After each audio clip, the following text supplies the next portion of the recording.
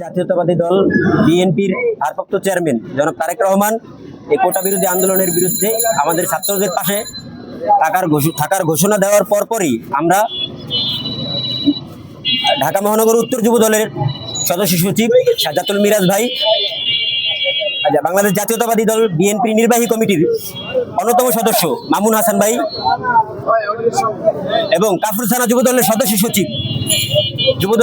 সচিব হাফিজুল ইসলাম বাবু ভাইয়ের নেতৃত্বে আমরা 10 নম্বর বিআরটিএ আন্দোলনে নেমে পড়ি। 18 তারিখ থেকে আমরা 5 তারিখ পর্যন্ত রাজপথে ছিলাম। সহযোদ্ধারা গুলিবিদ্ধ হয়, আমি নিজে গুলিবিদ্ধ হই, আমার চোখে এখন একটা গুলি লেগে আছে। এই পর্যন্ত দল থেকে মিরাজ ভাই, বাবু ভাই, মামুন ভাই ছাড়া কোনো খোঁজ খবর আর কেউ নেয় নাই। আমি গুলি খেয়েছি 10 নম্বর, একদম গোল চক্করে চোখে গুলি খেয়েছি। এখনো একটা গুলি চোখের ভিতরে আছে। হ্যাঁ, ট্রিটমেন্ট করা সেটা ভিতরে আছে এখনো। ওটা আস্তে আস্তে ডক্টর বলছে আস্তে আস্তে এটা হবে, মেডিকেল হবে।